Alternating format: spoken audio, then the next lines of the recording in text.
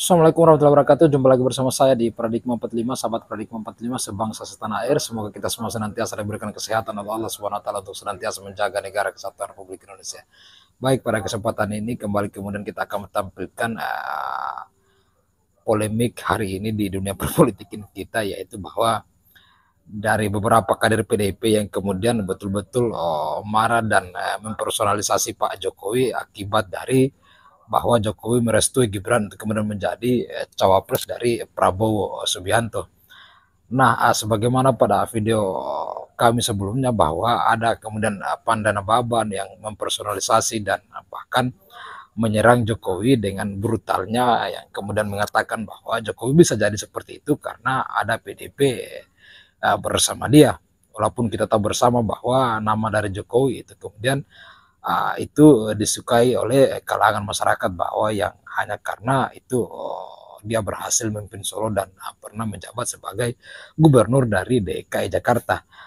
Nah, begitupun dengan Adiana Pitupulu di 1 minggu terakhir ini melakukan serangan yang saya kira itu brutal dan terus frontal, kemudian mengata-ngatai Jokowi.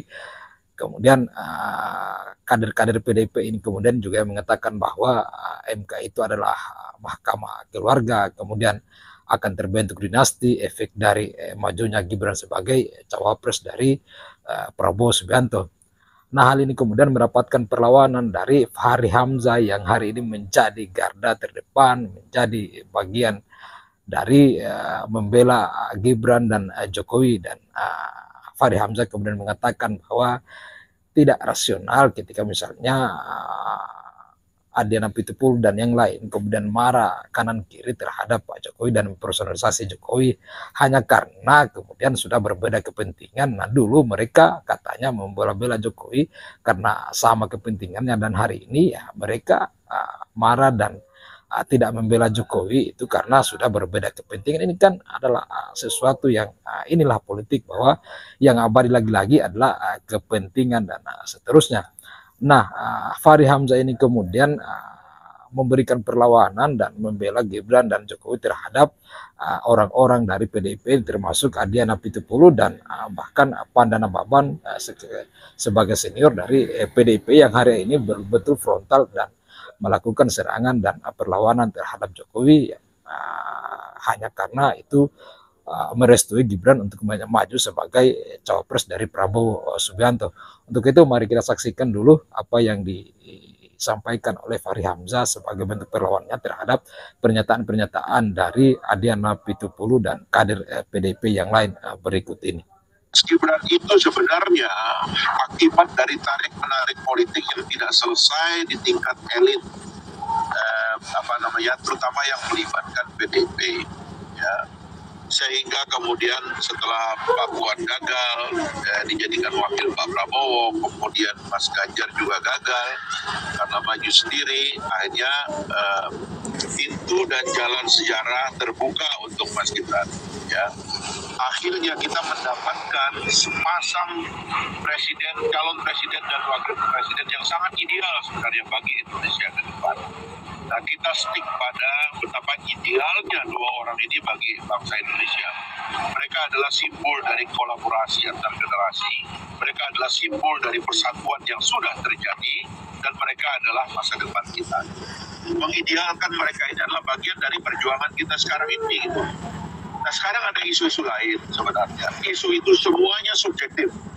Semuanya memang adalah battleground kita, untuk berargumen, ya. Yang menurut saya sebagian besar dari argumen yang kita perlukan itu karena kita menghadapi orang marah, kita menghadapi orang kecewa, yang marah di kanan dan yang marah di kiri. Kemarahannya macam-macam, namanya juga orang marah menjadi tidak rasional semuanya, kan? Orang marah dia bilang dinasti, mana ada dinasti dalam demokrasi? Orang marah dia bilang MK mahkamah keluarga, mana ada mahkamah keluarga? Orang itu semua pelakonnya itu banyak, ya. Yang terlibat itu banyak sekali. Dalam demokrasi, doktrinnya adalah mustahil dalam demokrasi ini satu orang mengontrol semua permainan. Saya sering mengatakan, kemana aja itu partai-partai yang besar yang selama ini mereka bersama presiden itu ada dalam satu kubu. Kok tiba-tiba di ujung seolah-olah berbeda jauh. Menurut saya ini adalah kemarahan, tidak bisa dilogikakan. Mungkin kemarahan itu adalah sebab karena katakanlah tiba-tiba ada kartu Mas Gibran yang kartu ini sangat penting sekali tapi lepas dari tangan mereka. Itulah kemarahan-kemarahan yang tidak bisa kita berargumen dengan nalar sistem. Ini adalah bagian dari satu situasi di mana dalam politik pada akhirnya satu pasangan terbentuk dan pasangan lain merasa dirugikan. Karena politik Indonesia ini ada catur-caturnya juga. Begitu Mas Gibran muncul sebagai kartu yang signifikan, dahsyat akibatnya banyak orang marah. Ya sudahlah, kita hadapi aja semua ini. Tapi bahwa Prabowo Gibran adalah simbolisasi dari idealnya kepemimpinan yang akan datang, di mana 60% dari pemilih pemula dan pemilih pemuda akan mendapatkan wakil realnya di puncak kepemimpinan nasional. Itu dahsyat sekali. Efeknya kepada demografi bonus, efeknya kepada industri kreatif, efeknya kepada kreativitas kaum muda, anak-anak muda seperti yang sekarang ini sudah melanglang buana seperti Putri Aryani dan sebagainya, itu akan banyak sekali muncul karena simbol politiknya ada real dan memimpin di samping orang yang paling kuat di Republik ini nanti. Jadi ini adalah satu yang ideal, yang marah-marah kita atasi. Jadi saya barusan podcast sama Adian, kamu bilang gini, ya kamu tuh lagi marah ya, kamu tuh mempersonalisasi Pak Jokowi. Pak Jokowi tidak berubah, ya kamu yang berubah. Kamu gak bisa baca orang Jawa ya, ini orang Jawa dari dulu begini-begini aja.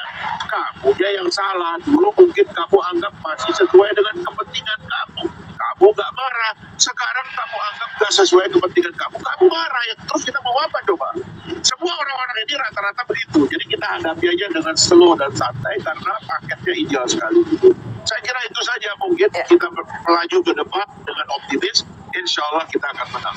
Gitu. Mohon maaf ini agak provokasi jadinya. Ya, seperti itulah politik di Indonesia, bahwa memang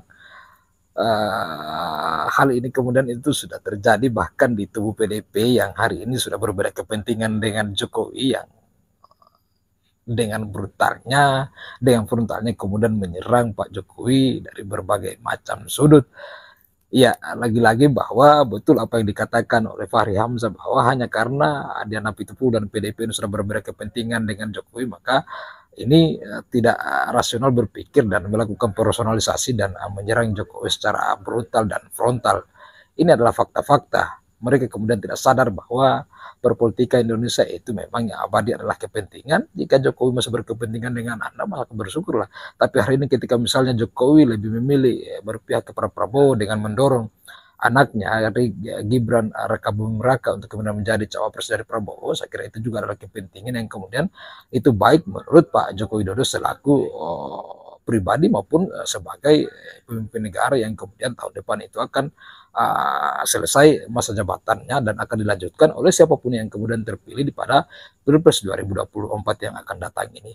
Nah, kita rakyat ini kepentingannya kita adalah siapapun yang kemudian terpilih menjadi presiden, tentu kita menginginkan yang terbaik untuk bangsa dan negara ini.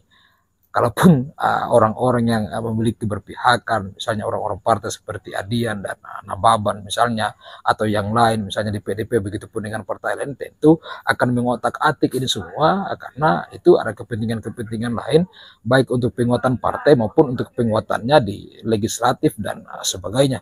Kalau kita rakyat biasa ini hanya menjadi penonton saja dan belajar bahwa perpolitikan ini seperti ini, dan mari kita dewasa melihat ini bahwa lagi-lagi Indonesia itu adalah negara yang majemuk, berkepentingan, namun tidak menutup kemungkinan memang ada beberapa kelompok tertentu, partai-partai tertentu itu lebih berkepentingan untuk kelompoknya dan diri sendiri.